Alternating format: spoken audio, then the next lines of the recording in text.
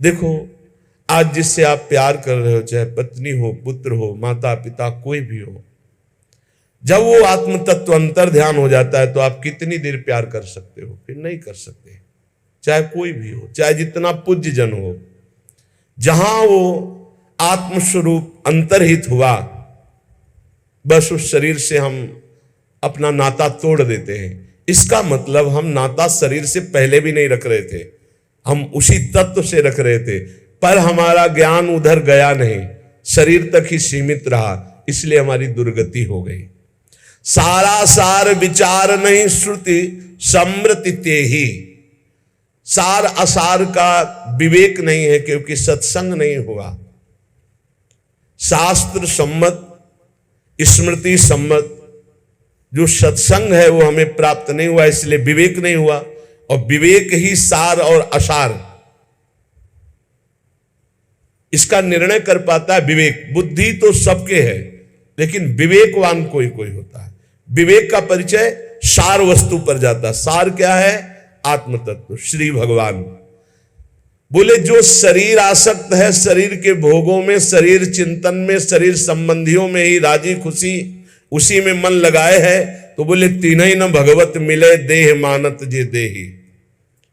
जो अपने को देह मानते हैं उन्हें कभी भगवत साक्षात्कार नहीं होता।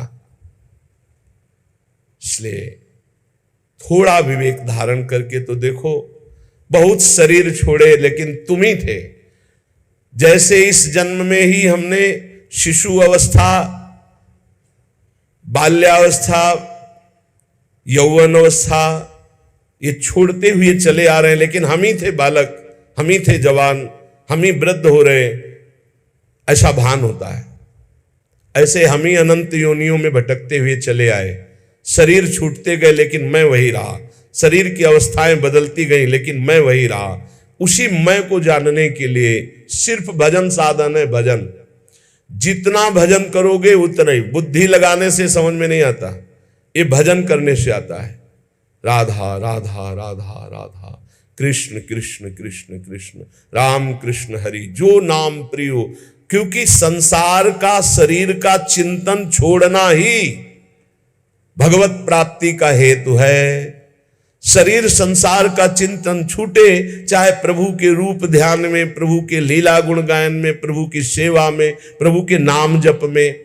तो श्रीपाद कह रहे हैं, जीवन ने मृत प्रायो देहादो निरहम ममः। जीवित अवस्था में तुम ऐसा स्वभाव बना लो मरे जैसा। कोई तुम्हारा अपमान करे कोई फर्क नहीं, कोई सम्मान करे कोई फर्क नहीं। दुख है बढ़िया है, सुख है कोई परेशानी, सुख में भी परेशानी होती है, हर्ष की, ये सब द्वंद्व है। सुख और दुख, मान और अपमान, लाभ और हानि, निंदा और स्तुति, इन द्वंद्वों से जो परे है वो मृत प्राय जीवित है, वो जीवन मुक्त महापुरुष है। कब ये स्थिति प्राप्त करेंगे? किसी और जन्म में। धोखे में मत रहना, इस जन्म में कर लो, नहीं आगे और ऐसा समय आएगा कि आपको भगवत प्राप्ति का सहयोग ही नहीं मिलेगा। मान लीजिए, जो आज के 30-40 वर्ष पहले बड़े बड़े महापुरुष थे, निष्ठावान, ब्रह्मबोध संपन्न, भगवत प्रेमी, वो अंतर ध्यान हो गए। कुछ ऐसे 1, 2, 4, फिर आगे समय आएगा मिलना मुश्किल हो जाएगा। बिना भगवत प्राप्त महात्मा के भगवत प्राप्ति असंभव है। आज तक किसी को भगवत प्राप्ति हुई है तो भगवत प्राप्त महात्मा के संग से हुई। बहुत बढ़िया संयोग बना है धाम में, खूब आनंद पूर्वक वास, आश्रय, नाम जप, कीर्तन, सत्संग। अब अगर भगवत प्राप्ति न हुई तो फिर कब होगी? एक बार हिम्मत करो, तुम शरीर नहीं हो, शरीर के भोगों से हटो, शरीर के मान अपमान दुख सुख से हटो। तुम्हारा स्वरूप बहुत आनंदमय है, तुम्हें किसी भोग की जरूरत नहीं। पुनंति ब्रह्म रुद्रादीन एषाम चरण रेणवः सर्वभावेन मे सेव्यास ते वृंदावन वासिनः। जहां की चरण रज को ब्रह्मा शंकर शनकादि याचना करते हैं, ब्रह्मा शंकर शनकादि जिस चरण रज से पवित्र होने की चाह करते हैं, ऐसे वृंदावन का जो अखंड वास स्वीकार कर लेता है, मैं भाव से उसे अपने सेव्य के रूप में देख रहा हूं, सेव्य आराध्य देव के रूप में। वृंदावन वास चिदानंद स्वरूप की प्राप्ति सहज में है। ये धाम की महिमा रखी गई है इसलिए कि प्रचंड माया है।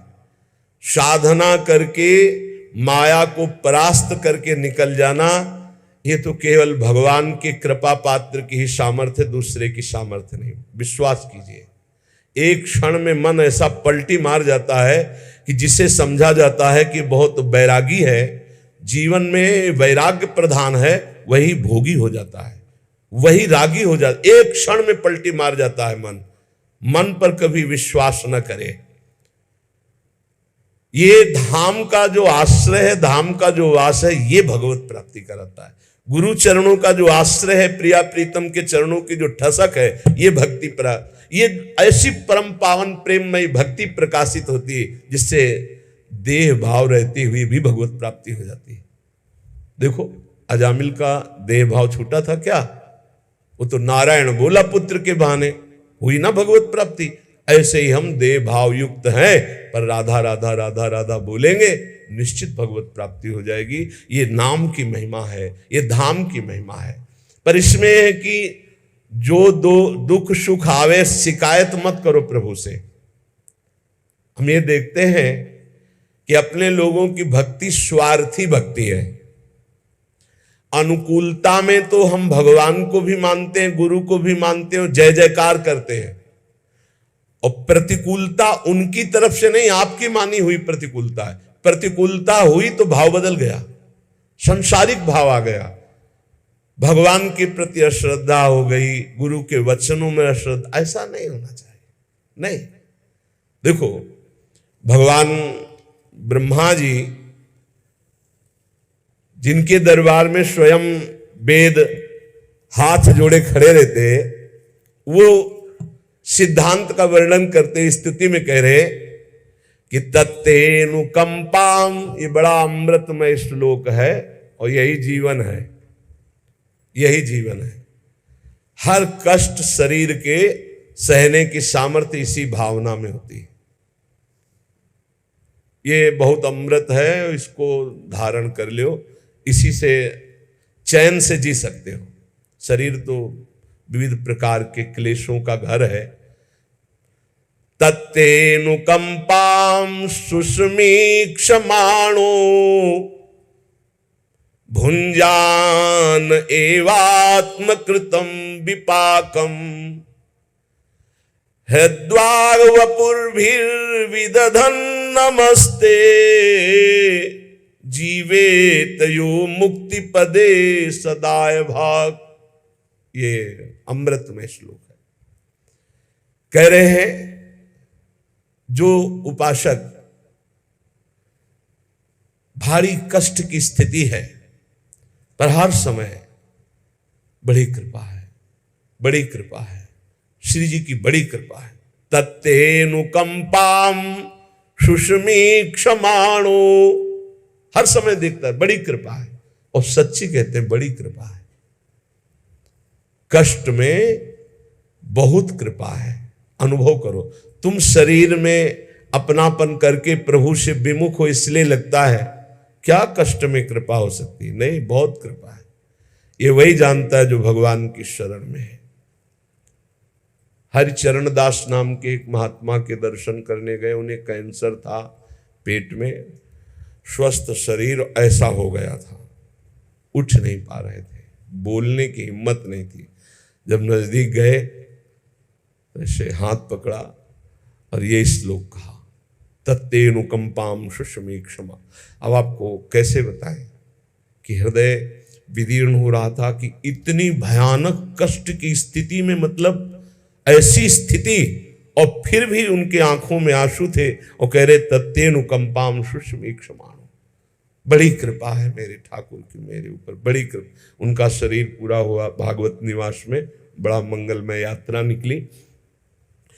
जो क्षण क्षण पर इष्ट की बड़ी कृपा है, बड़ी कृपा है, गुरुदेव की बड़ी कृपा है, आराध्य देव की बड़ी कृपा, ऐसा अनुभव करता रहता है। और प्रारब्ध के अनुसार भुंजान एवात्म कृतम विपाकम, प्रारब्ध के अनुसार जो दुख सुख प्राप्त होता है उसे भोग लेता है निर्विकार मन से। विकार का मन क्या होता है? इतना भगवान का भजन करते हैं, कदम कदम पे परेशानियां, क्या भक्ति का लाभ मिला, क्या भजन का लाभ मिला? कदम कदम पे पाप करने वाले ऐसे ऐसे लोग हैं जिनको पूरा जीवन हो जाता है, कभी कोई चोट नहीं लगती। क्यों? क्योंकि उनको अनंत जन्म भटकना है। भजन करने वाले के कदम कदम पे बाधा होती, क्यों? क्योंकि उनका अनंत जन्मों का हिसाब खत्म होना है और उनको प्रभु के पास जाना है। इसलिए बड़े बड़े महान संतों के भी जीवन में बड़े कष्ट देखे गए। देख लो, इस श्लोक को बहुत ध्यान से सुनना। निर्विकार मन से बड़ी कृपा है। चाहे हम जिनको प्यार करते हैं वो हमें दुत्कार दें, तिरस्कार करें, हमारी तरफ देखें ना, पर हम उनकी बड़ी कृपा मनाएं, तो वो अंतर्यामी, वो अंदर से जब देखते हैं ना कि अरे ये तो टूटने वाला नहीं, फिर जो बरसते हैं फिर निहाल कर देते हैं। इस सिद्धांत को समझ लीजिए। तत्तेनुकंपाम सुस्मीक्षम, बड़े महाभागवत होते हैं जो ये बात, बड़ी कृपा है, हर बात में बड़ी कृपा है। श्री जी की बड़ी कृपा है, बहुत कृपा है। कैसे हो? बड़ी कृपा है, अंदर से अपने निकलता रहे, बड़ी कृपा है, बड़ी कृपा है।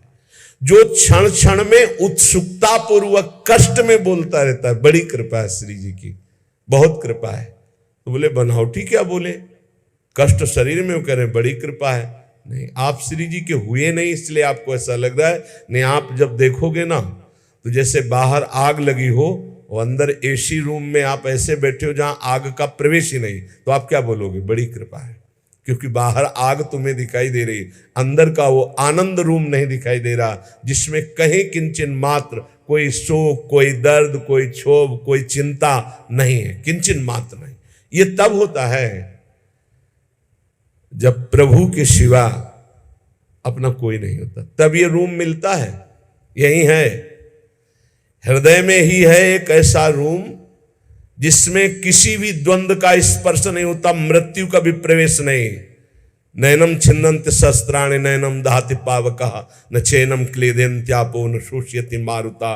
बड़ा अद्भुत आनंदमय स्वरूप, क्षण क्षण में उत्सुकता पूर्वक कहता रहता है बड़ी कृपा, बड़ी कृपा। भीषण पीड़ा और कष्ट में भी प्रारब्ध के अनुसार जो दुख सुख आ जाए, मान अपमान निंदा स्तुति मिले, निर्विकार मन से भोग ले, कभी भगवान से शिकायत न करे। बड़ा मंगल विधान, बहुत बढ़िया सफाई हो रही, बहुत बढ़िया धुलाई हो रही। श्री जी के पास जाना है ना तो गंदे बन के थोड़ी जाना है। शुभ अशुभ ये दोनों गंदगी ही है, शुभ अशुभ दोनों गंदगी। श्री जी के पास चलने के लिए शुभ अशुभ दोनों नहीं चाहिए। शरण निरापक पद रमित सकल अशुभ शुभ नंश, अशुभ और शुभ दोनों नंश, दोनों का नाश होना है। ये कृपा कर रहे हैं। बोले जो प्रेम पूर्ण हृदय गदगद वाणी और पुलकित शरीर से बार बार शरणागत होते हुए भी शरणागत होता है, हे नाथ मैं आपकी, आप जैसा कोई कृपालु नहीं प्रभु, आप बहुत करुणामय, बड़े कृपालु। बोले जैसे पिता की प्रॉपर्टी संपत्ति पर पुत्र का अधिकार हो जाता है, ऐसे उस भक्त का अधिकार भगवत प्राप्ति पर, भगवान पर हो जाता, परम पद का अधिकारी हो जाता है। वो भगवान पर अधिकार कर लेता है, जो हर क्षण कृपा का अनुभव करते हुए दुख सुख को सह लेता है। शिकवा शिकायत नहीं, ये नहीं, ये इस मार्ग में नहीं। एक बार हिम्मत कर लो, निकल चलो। सच्ची मानिए, भगवान के आश्रय से, भगवान की कृपा का अनुभव करने वाले को जो पद मिलता है वो किसी और साधना से नहीं मिलता है। ब्रह्मा जी कह रहे ज्ञाने प्रयास मुदपास्य नमन्त एव जीवन्ति सन्मुखरितां भवदीय वार्तां स्थाने स्थिता श्रुतिगतां तनुवां मनोभिर ये प्रायसो अजित जितोप्यसि तैस्त्रिलोक्याम। आहा, जो लोग ज्ञान के लिए प्रयत्न ना करके जहां हैं वहीं स्थित होकर सत्संग करते हैं, केवल सन्मुखरिताम भवदीय वार्ताम, भगवत प्रेमी महात्माओं के द्वारा गाई हुई जो भगवत चर्चा है, भगवत सिद्धांत है, ये जो सुनते रहते हैं कानों से, ज्ञान का कोई साधन नहीं करते, कोई प्रयास नहीं करते, शरीर वाणी और मन से विनयावनत होकर के, बड़ी कृपा है। हमारा जीवन ही है सत्संग, बड़ी कृपा है, भगवान हमें सत्संग दे रहे। तो बोले यद्यपि आपको अजित कहा गया है, त्रिभुवन में कोई आप पर विजय नहीं प्राप्त कर सकता, पर हे अजित वो आपको जीत लेता है, वो आप पर विजय प्राप्त कर लेता है, आप उसके अधीन हो जाते हैं। किसके?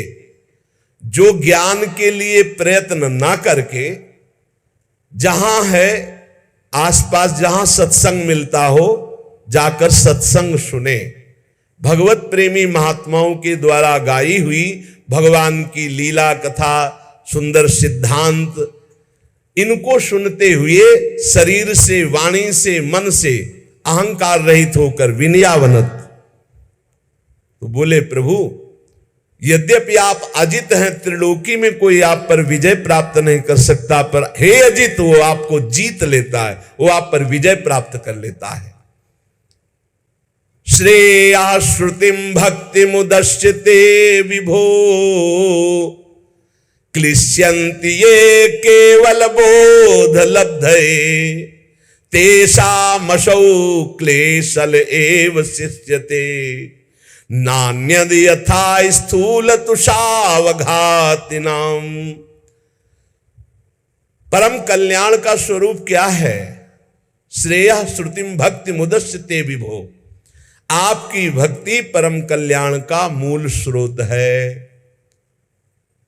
अगर प्रभु की भक्ति नहीं करता, केवल ज्ञान की प्राप्ति के लिए प्रयास करता है, तो भगवान ब्रह्मा जी बोल रहे, बोले उनके हाथ में श्रम लगता है, वो परिणाम में केवल क्लेश पाते हैं, क्लेश ही क्लेश हाथ लगता है। कैसे? बोले जैसे थोथी भूसी, जो धान होता है उसका चावल निकल गया तो जो बचता है उसे भूसी कहते हैं। भूसी कूटने वाले को केवल श्रम ही श्रम हाथ लगता है। ऐसे जो भगवान की भक्ति नहीं करता, नाम जप नहीं करता, भगवत आराधना का विरोधी भाव रखता है, तो चाहे जितना ज्ञान बघार ले, उसके हाथ में क्लेश ही क्लेश, श्रम ही श्रम रहेगा, वो जीवन मुक्त नहीं हो पाएगा। क्योंकि बोध होता है इष्ट कृपा, गुरु कृपा से। हे अच्युत, इस लोक में पहले बहुत से योगी हो गए हैं, ब्रह्मा जी ने देखा, क्योंकि उन्होंने सृष्टि रची। और जब बहुत साधनाएं करके हार गए और देखा कि परमानंद की प्राप्ति नहीं हुई, तब उनको एक उपाय सूझा। लौकिक और वैदिक समस्त कर्म आपके चरणों में समर्पित कर दिए और आपकी लीला कथा नाम गुणगान में लग गए। जो ही लीला कथा नाम गुणगान में लगे, भक्ति का स्वरूप जागृत हुआ, तो उन्होंने परम पद की प्राप्ति कर ली। सार बात भगवान की शरण में होकर नाम जप करते हुए, सत्संग सुनते हुए, लीला गुण गायन करते हुए, हर क्षण चाहे जैसा दुख सुख की परिस्थिति हो, भगवान की बड़ी कृपा है, ऐसा मनाते रहने वाले को ऐसे परम पद प्राप्त हो जाता है जैसे पिता की प्रॉपर्टी पर, संपत्ति पर पुत्र का स्वतः अधिकार हो जाता है। भगवान, कितने आश्चर्य की बात है कि आप हैं अपने, आप ही अपने हैं, हमारी आत्मा है, पर लोग शरीरों को अपना मान रहे हैं और आपको पराया मान रहे हैं। आप देखो, हृदय से देखो, भगवान कोई पराये से लग रहे हैं।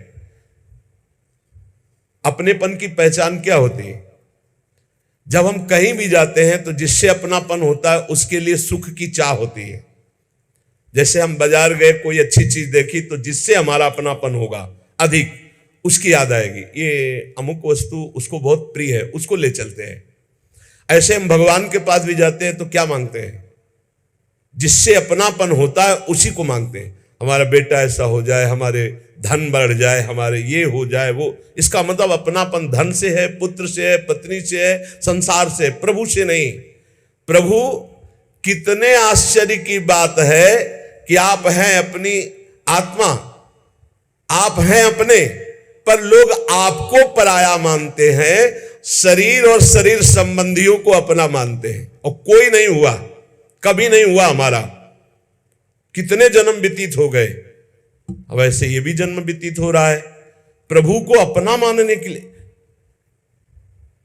अभी कल्या परसों एक प्रश्नकर्ता ने प्रश्न किया कि जब भगवान हमारी बात नहीं सुनते हैं तो हमें भगवान पर विश्वास नहीं रहता, अश्रद्धा हो जाती है। भगवान हमारी बात नहीं सुनते।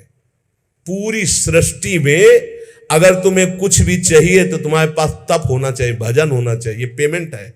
भगवान पे श्रद्धा करने की बात मुक्ति के लिए, परम पद के लिए, कामनाओं की पूर्ति के लिए तुम्हारे पास तप होना चाहिए। ब्रह्मा जी ने करदम जी को कहा, हमारी आज्ञा है जाओ सृष्टि का विस्तार करो। तो उनका सृष्टि के विस्तार के लिए तो पत्नी चाहिए। मन में सोचा अब मुझे पत्नी कैसे मिलेगी? तो ये नहीं कहा हे भगवान सुंदर पत्नी दे दो, नहीं, 10,000 वर्ष तक तपस्या की। फिर भगवान प्रकट हुए, कहा हमें सुंदर पत्नी चाहिए। बोले विश्व की सर्वश्रेष्ठ सुंदरी और महान धर्मयुक्त महाराज मनुष्य रूपा से प्रकट हुई श्री देहूति जी। ऐसे थोड़ी कि तप न करो, व्रत न करो, भजन न करो, हे भगवान मुझे ये दे दो, ऐसे ऐसे पूरी सृष्टि श्री भगवान की है। भगवान को चाहोगे कि भगवान मुझे मिल जाओ तो वो कृपा करके भजन देंगे, वो आगे बढ़ जाओ। संसार की वस्तु चाहनी, तुम्हारे पास तप होना चाहिए, पुण्य होना चाहिए। अगर नहीं है तो तुम्हारे श्रद्धा करने से वहां कोई फर्क नहीं पड़ता। खुली बात समझ लीजिए, तुम्हें अपनी कामना पूर्ति करनी तो सांगो पांग उतना तप, उतना भजन, उतना साधन होना चाहिए। नहीं है तो केवल अगरबत्ती लगाने से नहीं चल जाएगा। एक अगरबत्ती लगाओगे तो एक अगरबत्ती की पैकेट की व्यवस्था कर देंगे, एक पैकेट लगाओगे तो 100 पैकेट की व्यवस्था कर देंगे, 1 रुपया चढ़ाओगे तो 1 लाख की व्यवस्था कर देंगे, इतने धनी है। पर उसमें भी अपराध न बने तो, अपराध बन गया तो और हानि हो जाएगी।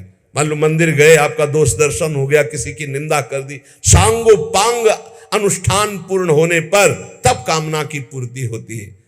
कितने आश्चर्य की बात है कि आप हैं अपनी आत्मा, पर आपको लोग पराया मानते हैं और शरीर आदि हैं पराये। यही भगवान की बड़ी माया है। ये बहुत प्यारा लगता है। इसको छोड़ने की बात आने पर देखो कैसा धक धक होने लगता है।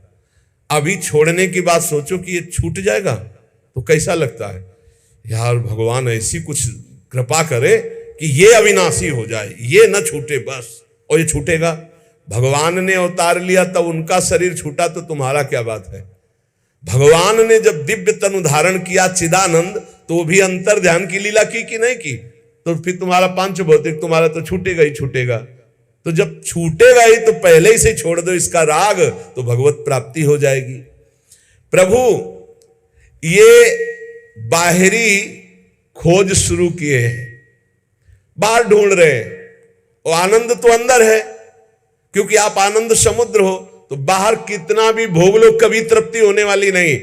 तृप्ति तो तब होगी जब अंदर आओगे। अंदर हृदय में परमानंद स्वरूप भगवान है, तभी आनंद की अनुभूति होगी। तभी जैसे गोस्वामी तुलसीदास जी कह रहे, जाकी कृपा लवलेश ते मति मंद तुलसी दास हो, पायो परम विश्राम राम समान प्रभु नाही कहूं। प्रभु जब आपका कोई निरंतर भजन करने का प्रयास करता है तो आप उसके हृदय में स्फुरित होने लगते हैं। आप देखना, आप जितना भजन करते हैं तो कभी कभी आपके भावनात्मक छवि आती है श्री जी की, लालजू की, प्रभु की। आप जैसे उपासक हैं, जिस कोटि का भजन है उस कोटि की झांकी आएगी। कल्पनात्मक जिसे आप कहते हैं वो है भावनात्मक, अचानक आती है, वही आकर्षण होता है। जितना आप भजन करेंगे उतने ही प्रभु नजदीक आते चले जाएंगे। वो कल्पना नहीं है, जो प्रभु आते हैं वो आते हैं, पक्की बात मानना। जैसे आपके भाव में दिखाई दे रहा है ललित, त्रिभंगी, लालजू, प्रियाजू, जैसा भाव बन पा रहा है, बहुत थोड़ा थोड़ा दिखाई दे रहा है, तो वो थोड़ा थोड़ा भजन है, इसलिए उतना झलक रहे। और भजन बढ़ाओ, स्पष्ट दिखने लगेंगे, जैसे हम आपको देख रहे हैं, आप हमें देख रहे हैं, ऐसे प्रभु दिखने लगेंगे। आप भजन बढ़ाओ। प्रभु, ये अज्ञान कल्पित जगत है, इसका नाश होने में देर नहीं लगती। नाम जप करो, नाम जप। उमा कहूं मैं अनुभव अपना, सत हरि भजन जगत सब सपना। बहुत धोखे में फंसे हो प्यारे, ये सीधा नरक है। ये ऐसी कष्ट, ऐसी समस्याएं, और भोगना उसको पड़ रहा है जीव को, और बिल्कुल अलग है, कोई कष्ट उसे नहीं, पर ममता के कारण भोगना पड़ रहा है। यही भक्ति ज्ञान के द्वारा हम ममता का त्याग कर देते हैं तो जीवन मुक्त हो जाते हैं, परमानंद में डूब जाते हैं। प्रभु, आप अपने युगल चरणारविंद का कृपा प्रसाद देकर हमें अनुग्रहित कीजिए। प्रभु के चरणों में जितना चित्त जोड़ते जाओगे उतने ही समस्त दुखों से आप मुक्त होते चले जाओगे। प्रभु को भूलकर जितना भोगों में फंसते जाओगे उतने दुख भोगते चले जाओगे।